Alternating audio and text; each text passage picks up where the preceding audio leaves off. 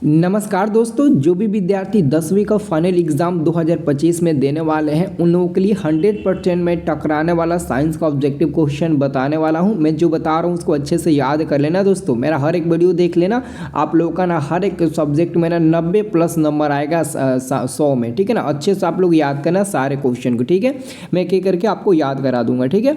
चलिए स्टार्ट करते हैं वीडियो को। सब लोग लाइक कर देना, चैनल को सब्सक्राइब भी कर लेना। अब यहाँ पर दोस्तों आप लोगों का जो पहला नंबर क्वेश्चन है बहुत इंपॉर्टेंट है। ये क्वेश्चन है, दर्पण के सामने किसी भी दूरी पर स्थित वस्तु का प्रतिबिंब अगर सीधा प्रतिबिंब बनता है, यानी कि सीधा प्रतीत होता है, तो वह दर्पण कैसा हो सकता है। तो आप लोग को याद होना चाहिए, समतल दर्पण में भी दोस्तों सीधा प्रतिबिंब बनता है और उत्तल दर्पण में भी दोस्तों सीधा प्रतिबिंब बनता है। तो हम ऑप्शन नंबर डी को कह सकते हैं, या तो समतल हो सकता है अथवा उत्तल हो सकता है, यानी कि दोनों हमारा ये दर्पण संभव है, क्योंकि दोनों दर्पण से ना हमारा प्रतिबिंब सीधा प्राप्त होता है, ठीक है। तो डी नंबर पर टिक लगाएंगे।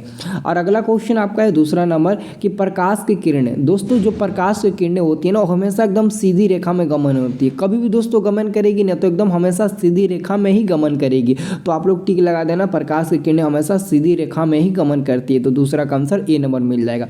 और तीसरा नंबर क्वेश्चन है, प्रकाश के परिवर्तन कितने नियम होते हैं। दोस्तों प्रकाश के परिवर्तन के भी 2 ही नियम होते हैं और प्रकाश के अपवर्तन के भी 2 ही नियम होते हैं। तो चाहे परिवर्तन पूछे या फिर अपवर्तन पूछे, आप लोग 2 ही नियम बताना। चाहे मैथ में 2 लिखा रहे या फिर हिंदी में ऐसा 2 लिखा रहे, आप लोग 2 पर ही टिक लगाना, ठीक है। अब देखो अगला क्वेश्चन आपका है चौथा नंबर कि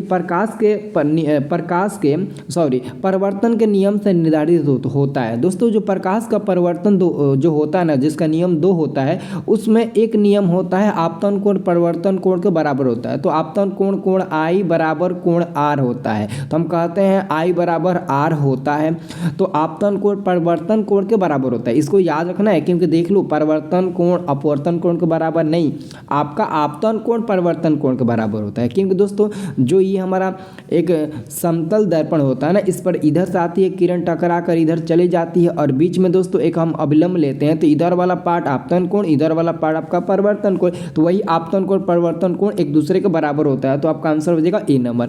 अगला क्वेश्चन है, प्रकाश से तरंग का उदाहरण। दोस्तों जो प्रकाश है ना, प्रकाश वो एक प्रकार का विद्युत चुंबकीय तरंग भी होता है। तो हम आंसर इसको बी नंबर पर भी टिक लगा सकते हैं। इसका इंग्लिश हुआ इलेक्ट्रिक मैग्नेटिक वेव, यानी कि दोस्तों ये एक विद्युत चुंबकीय तरंग भी होता है। प्रकाश जो प्रकाश होता है ना, वो एक प्रकार का विद्युत चुंबकीय तरंग भी होता है। और छठा नंबर क्वेश्चन है, समतल दर्पण में। दोस्तों समतल दर्पण में केवल काल्पनिक प्रतिबिंब बनता है। काल्पनिक का मतलब हुआ कि वो सीधा बनेगा, और काल्पनिक का दूसरा नाम होता है आभासी, ठीक है ना। तो याद रखना, अगर आभासी भी ऑप्शन में दिखे तो आप उसको टिक लगा सकते हैं, ठीक है। तो ये क्वेश्चन बहुत ज़्यादा इंपॉर्टेंट है। तो ये दोस्तों ये 6 क्वेश्चन था आपका दर्पण से, जो काफ़ी ज़्यादा बार पूछा जाता है। अब दोस्तों आगे हम चलते हैं आपको लेकर। ये क्वेश्चन है, समतल दर्पण की फोकस दूरी। दोस्तों जो समतल दर्पण की फोकस दूरी होती है ना, उसकी फोकस दूरी हम लोग गणना नहीं कर सकते हैं, यानी कि वो इनफाइनाइट होता है, अनंत होता है। तो अनंत पर हम लोग टिक लगा दें। अनंत मतलब कि अनेक होगा, ठीक है। समतल दर्पण की फोकस दूरी अनंत होता है। और जो अगला क्वेश्चन है, अवतल दर्पण के सामने वस्तु को कहाँ रखा जाए। अवतल दर्पण के सामने वस्तु को कहाँ रखा जाए ताकि प्रतिबिंब उल्टा, वास्तविक और समान आकार का बने। तो समझ सकते हैं उल्टा और वास्तविक, क्या कह रहा है, उल्टा और वास्तविक और साथ में समान आकार का, समान शेप का बने। तो आपका आंसर मिलेगा वक्रता केंद्र पर आप लोगों को रखना पड़ेगा। दूसरा का आंसर सी नंबर मिलेगा, ठीक है। अब देखिए तीसरा नंबर क्वेश्चन, ये क्वेश्चन है, उत्तल दर्पण में बना काल्पनिक प्रतिबिंब। तो जब भी दोस्तों काल्पनिक प्रतिबिंब बनेगा तो वो आपका सीधा ही बनेगा, तो उल्टा तो होगा नहीं, बी नंबर वाला तो नहीं होगा। अब बच्चा ए और सी में, तो ए और सी दोनों में सीधा दिया है, तो सीधा के साथ आवर्धित और एक है हरासित। तो दोस्तों आप लोग जहाँ पर हरासित होगा वहीं पर टिक लगाइएगा।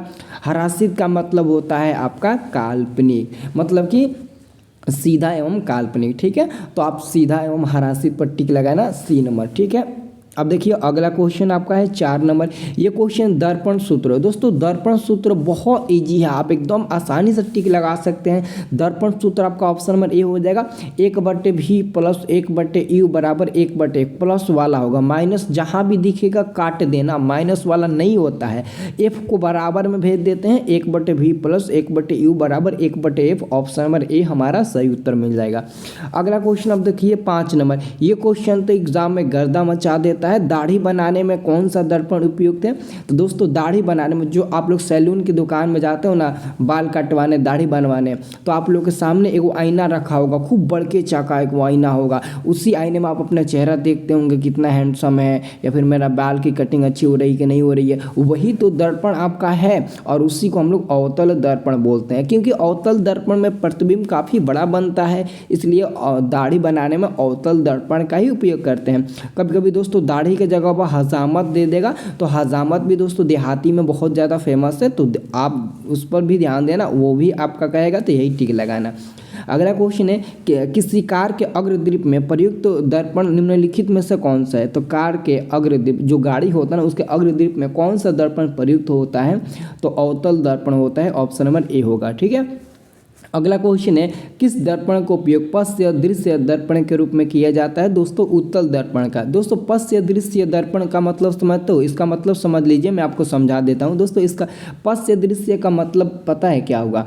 जब आप बाइक चलाते हैं तो आपके दाहिने तरफ एक आईना होगा, तो उस आईने को आप लोग ना पीछे की तरफ घुमा कर देखते होंगे। जब भी साइड लेना होगा आपको, तो आप उस आईने में देखते हैं कि पीछे की जो गाड़ियाँ हैं वो कितनी दूरी पर है, ताकि हम आराम से साइड ले ले। मतलब कि एक छोटे से आईने में आप बड़े बड़े कारों को आसानी से देख लेते हो। तो वही होता है कि उसका जो दृष्टि क्षेत्र होता है ना, विस्तृत क्षेत्र, सॉरी दृष्टि नहीं बल्कि विस्तृत क्षेत्र जो होता है ना, वो काफ़ी बड़ा होता है, जिसके कारण हम लोग ना मतलब ना गाड़ी के रूप में पश्य दृश्य के रूप में वरीयता देते हैं गाड़ी को। ठीक है ना। तो वहाँ पर हमारा उत्तल दर्पण होता है। ठीक है। अवतल नहीं, वहाँ पर उत्तल होगा, क्योंकि उसका विस्तृत क्षेत्र बहुत ज़्यादा होता है। ठीक है ना, याद रखना। अगला क्वेश्चन है नई कार्तीय परिपाटी के अनुसार दर्पण के सामने रखे बिंब की दूरी ली जाती है। बिंब की दूरी यहाँ पर दोस्तों क्या कह रहा है? बिंब की दूरी, वस्तु की दूरी नहीं, बिंब की दूरी भी जो होता है ना वो ली जाती है। तो दोस्तों आपका 8 का आंसर मिल जाएगा। ऑप्शन नंबर बी ऋणात्मक ली जाती है। अगला क्वेश्चन है ऋणात्मक मतलब कि माइनस में। अगला क्वेश्चन है निम्न में किस दर्पण की फोकस दूरी धनात्मक होती है? दोस्तों धनात्मक फोकस दूरी तो उत्तल दर्पण के ही होती है। उत्तल दर्पण की फोकस दूरी धनात्मक होती है, तो आंसर आपका मिल जाएगा बी नंबर। 10 नंबर क्वेश्चन है यदि किसी बिंब के प्रतिबिंब का आवर्धन ऋणात्मक हो, अगर आवर्धन ऋणात्मक हो तो उस प्रतिबिंब की प्रकृति क्या होगा? तो 10 का सही उत्तर मिलेगा ऑप्शन में वास्तविक और उल्टा। ठीक है। और अगला क्वेश्चन 11 नंबर दंत विशेषज्ञ किस दर्पण का उपयोग कर मरीजों के दांतों को बड़ा देखने के लिए करता है? जो डॉक्टर होते हैं ना, वो दांत को ही नहीं बल्कि किसी भी चीज़ को आपके शरीर के अंदर अगर कोई भी चीज़ है, छोटा छोटा चीज़ है, अगर उसको बड़ा देखना होगा ना, तो अवतल दर्पण का उपयोग करेगा। क्यों? क्योंकि अवतल दर्पण में बड़ा प्रतिबिंब बनता है। आईना लेगा, आपके उस छोटे से पार्ट को उस आईने में देखेगा तो बड़ा बड़ा दिखाई देगा, इसलिए वो अवतल दर्पण का ही डॉक्टर भी उपयोग करता है। ठीक है ना, याद रखना। अगला क्वेश्चन 12 नंबर। ये क्वेश्चन काफ़ी लंबा है लेकिन बहुत इंपॉर्टेंट क्वेश्चन से पलटवार कब कर देगा एग्जामिनर कोई पता नहीं होता है। एक प्रयोग में अवतल दर्पण द्वारा किसी बिंब का प्रतिबिंब एक पर्दे पर प्राप्त किया जाता है, तो दर्पण की फोकस दूरी के निर्धारित करने के लिए प्रयोगकर्ता को मापने की जरूरत है। तो 12 का सही उत्तर हम देंगे ऑप्शन सी को। ए और बी दोनों हो जाएगा। दर्पण तथा पर्दे के बीच की दूरी, दर्पण एवं तथा बिंब के बीच की दूरी। ऑप्शन नंबर सी हो जाएगा। अगला क्वेश्चन है गोलीय दर्पण परिवर्तन पृष्ठ की वृत्ताकार सीमा रेखा का व्यास क्या कहलाता है? व्यास मतलब समझते हो ना, व्यास जिसको डी बोलते हैं, स्मॉल डी उससे सूचित करते हैं, तो उसका आंसर मिल जाएगा आपका गोलीय दर्पण का द्वारा कहलाएगा। ऑप्शन नंबर डी हो जाएगा। और अगला क्वेश्चन आपका 14 नंबर है कि निम्नलिखित में कौन उत्तल दर्पण की फोकस दूरी जिसकी वक्रता त्रिज्या 32 सेंटीमीटर सेंटीमीटर। यहाँ पर दोस्तों आप लोगों को बहुत कन्फ्यूजन होगा। एक तो याद रखिएगा, अगर उत्तल दर्पण कहाँ है तो इसकी फोकस दूरी भी प्लस में होगा, इसकी फोकस दूरी जो होगा वो भी प्लस में होगा, और जो इसका क्षमता होगा, क्षमता जिसको पी से सूचित करते हैं, ये भी आपका प्लस में होगा। उत्तल दर्पण में सब प्लस में होता है, तो आप ऐसे ही काट सकते हो कि जो माइनस वाला होगा वो तो कभी हमारा होगा नहीं, आप माइनस वाला को ऐसे ही काट सकते हो। अब बच्चा ए और सी में क्या आंसर होगा, उसके लिए दोस्तों एक फार्मूला होता है F बराबर R/2। हम लोग एक फार्मूला याद किए हुए हैं, आप लोग भी याद कर लेना। अब दोस्तों वक्रता त्रिज्या, त्रिज्या मतलब कि R, तो R का मान दोस्तों 32 दिया है और बाटा में 2, तो 2 से 32 कट जाएगा 16 बार में, तो 16 सेंटीमीटर प्लस में मिल गया ना F का मान, तो 16 सेंटीमीटर ऑप्शन नंबर सी में है, तो सी नंबर हमारा आंसर मिल जाएगा ना।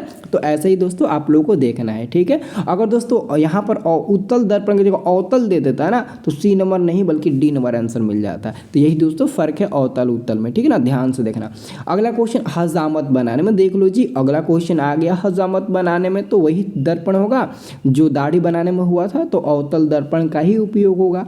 आंसर आपका ए नंबर मिलेगा। अब देख लो अगला क्वेश्चन, काल्पनिक प्रतिबिंब। दोस्तों काल्पनिक प्रतिबिंब हमेशा सीधा बनता है और वास्तविक प्रतिबिंब हमेशा उल्टा बनता है, याद रखना।